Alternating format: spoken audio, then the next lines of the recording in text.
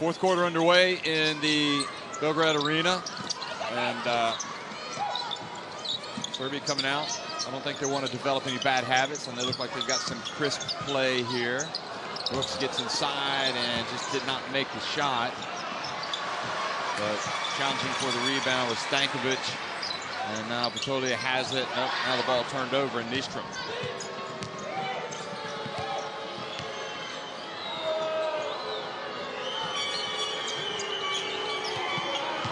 Ball taken away by Chado. And she goes up and has a chance for a three-point play.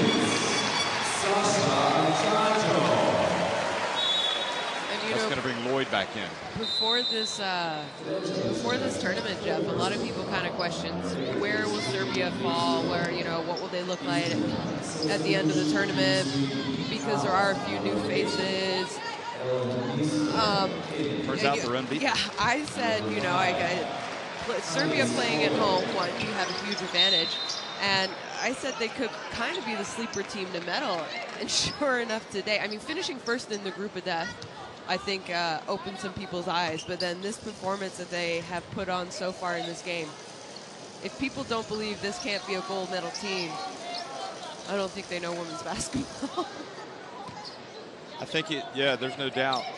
I mean, but that is going to be a tasty semifinal against Spain. Yeah. Spain looked like tonight they put in the best performance, the most complete performance that we had seen by any team. But beating I think Serbia will be a lot harder than beating Russia. And likewise, beating Spain will be a lot harder than beating Sweden in this evidence. Absolutely. Entry pass, Lloyd catches it, goes up.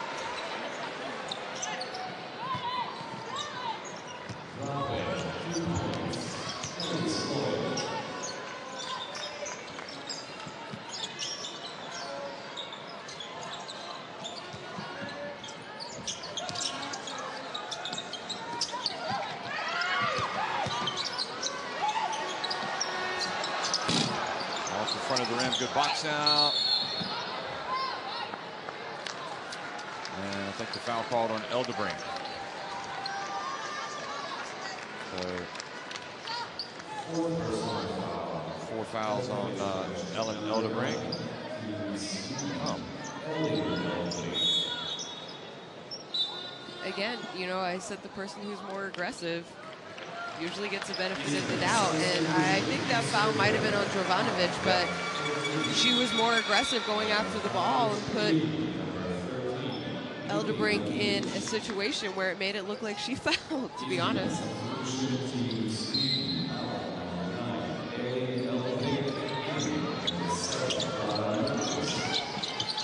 Bounce pass Brooks, and she hands it off. Scoring for number 13, Nikolina Milic.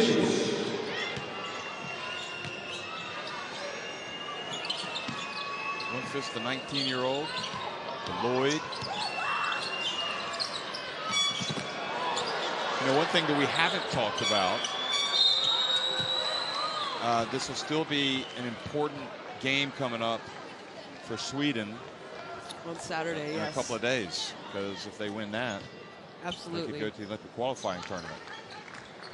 So the top 6 teams from this tournament will go and play in the Olympic qualification tournament next February, and that is for the 12 tickets. It's a 16-team tournament. Played in 4 different regions, sorry, so it's not a tournament. It's played in 4 different regions, and the top 3 from each group qualify for Tokyo 2020.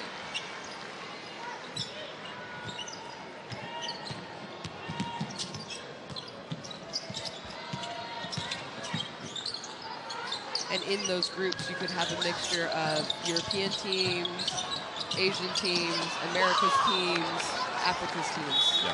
So really, you're going up against everyone in the world to qualify for Tokyo. We know Japan will be there, the USA will be there. USA, the winners of the. They still have to play. They still have to play in the tournament, but Japan because they are hosting, and the U.S. because they were the gold medalists at the 2018 FIBA Women's World Cup.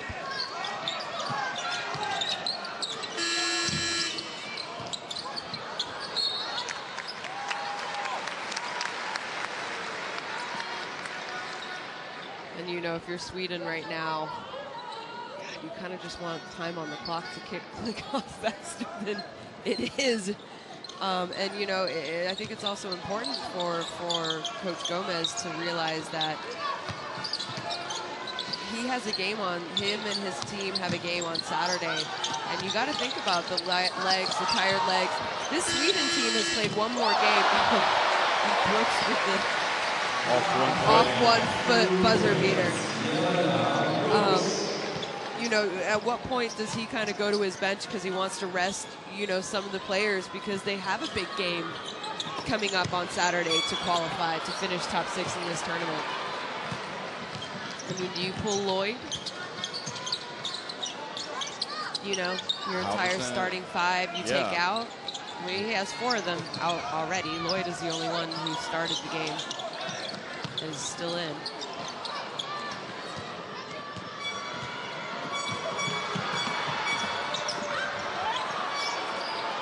Runner looked good going down, but didn't finish.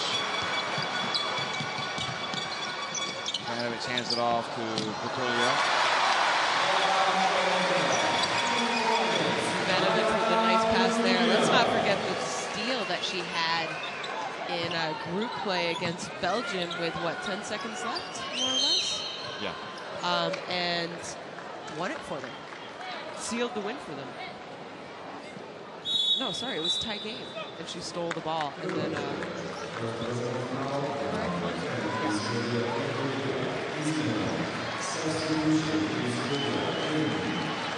So Halverson goes out, and so coming into the game, number 10, Danielle Hamilton-Carter.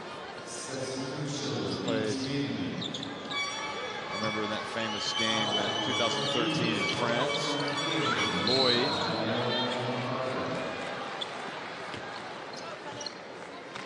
That was a quarterfinal game as well. That was a quarterfinal. France versus Sweden. And that was one that Sweden looked like they were going to win until the very end. Until Celine Dubert. Yeah, until Celine Dubert came to the rescue. Did a couple of once again for France. Yep. So this is not something that we're accustomed to seeing, a game of such a huge difference in score. Everything pretty much for us have been close. Also, the Spain game ended up being quite decisive. But other than that, we've watched a lot of close basketball games.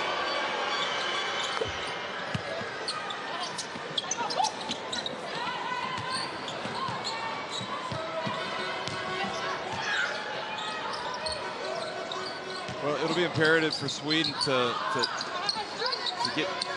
get this game out of their system, and they will play. Let's see. Makovic drives in. We'll check and see who they're going to play next.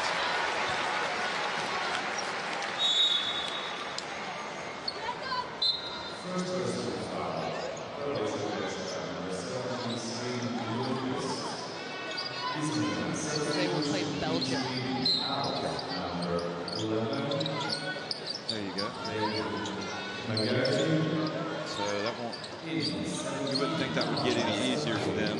But anyway, Milkovic goes right past the Swedish defense.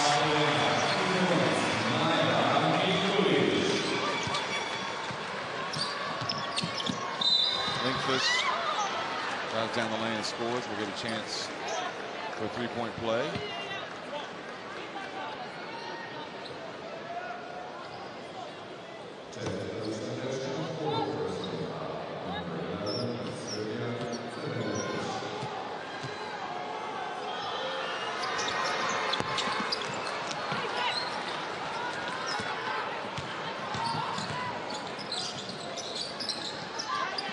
Dakic.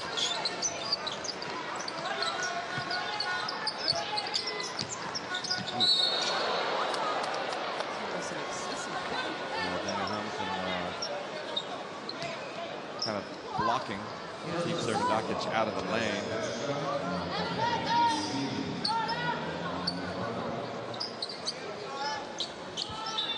So they're on the bench, I think, waving to people they know. It's been such a blowout. They've really enjoyed themselves. Dakic puts up the three again. Good. Well, three-pointers have been falling all night for Serbia, and they keep falling.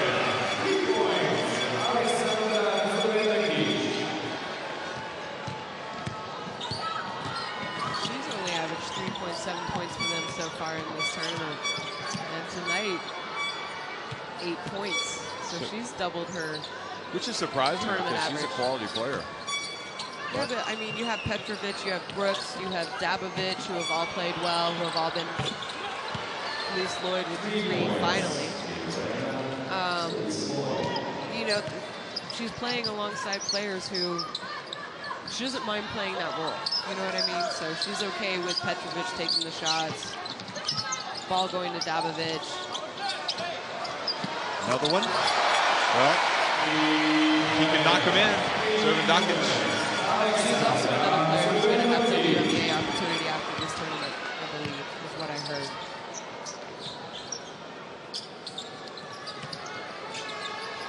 Hamilton over Lloyd. And an offensive foul has been called on Hamilton, I believe. Hamilton Carter.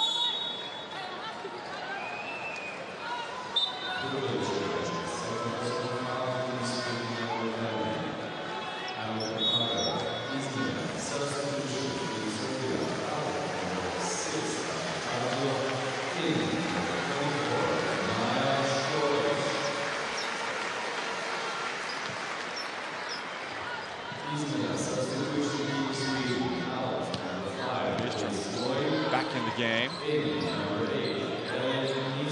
And also in the game for the first time tonight for Serbia, Maja Skoric. And she is taking a shot right off the bench.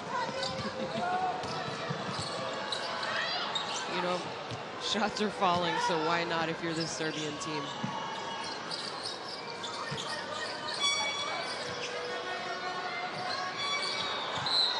So Zowie back in the game. So I guess they've got 2 days. Oh, she's going to come out. You're right. Okay. They're coming in as well for the first time tonight for Sweden. And you know, 15. Except for the Great Britain win over Hungary, first game of the day here in Belgrade, Serbia. All the teams that have won are the ones who had a direct spot in the quarterfinals. So they won their group, so they all played one less game. I'm just wondering, you know, you talk about how big of an advantage it is to win your group play because then you play one less game. And we saw, I thought Belgium were great. You know, they started really slow against France, but wow, did they come back and put up a fight. But I think they were tired by the end of the game, and especially in the overtime period, they were just exhausted. I think that also kind of contributes to maybe their free throw shooting. Well, the coach, Mestag, said he felt like they had to expend so much energy coming back into the game as well, that further complicated the situation at the end. But they could have committed a foul instead of allowing them to shoot a three, which they did not do. I think I talked about that. I said, you know, why not foul?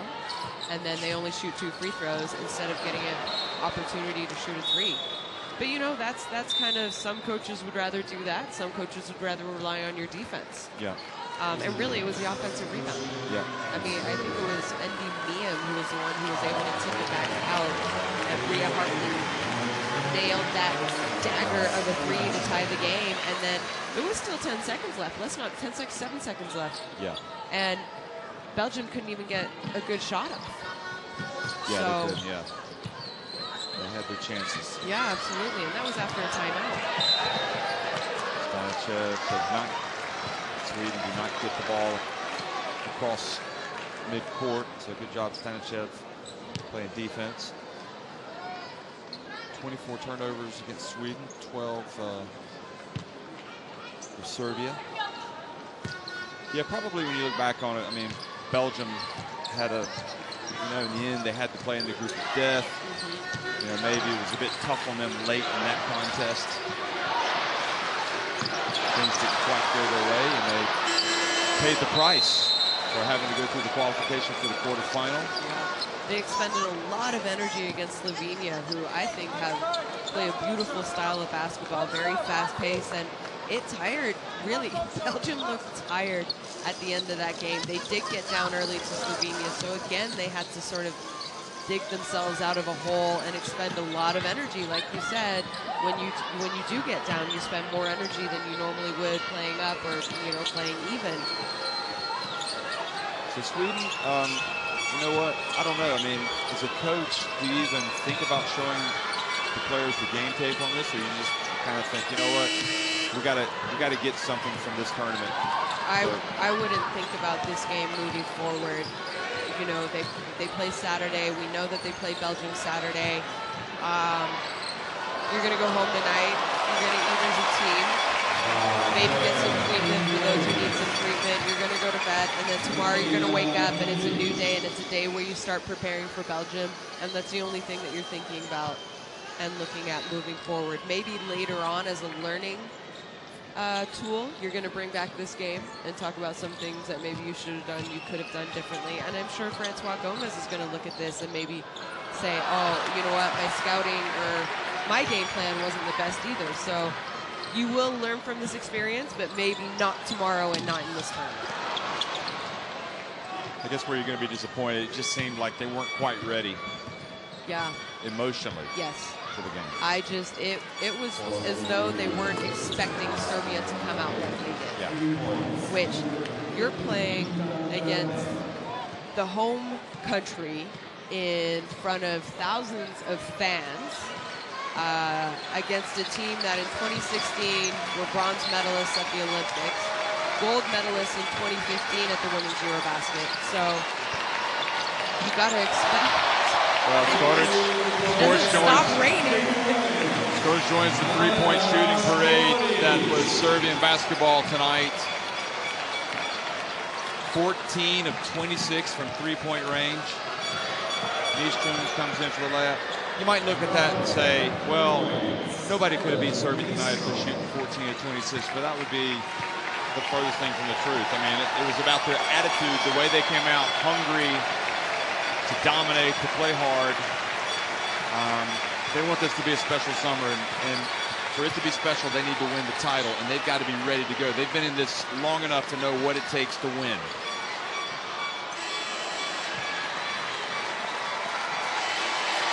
So that is the final, and standing ovation for Serbia, who thoroughly dominated Sweden tonight in the quarterfinals. I'm not surprised they won, but I'm surprised they won as convincingly as this. Yeah, I mean, from the opening tip, from the first few minutes of the game, Jeff, I don't think Serbia were even, you know, even challenged. And a lot of it has to do with that woman right there, Ana Dabovic. She came out. She finished with 19 points.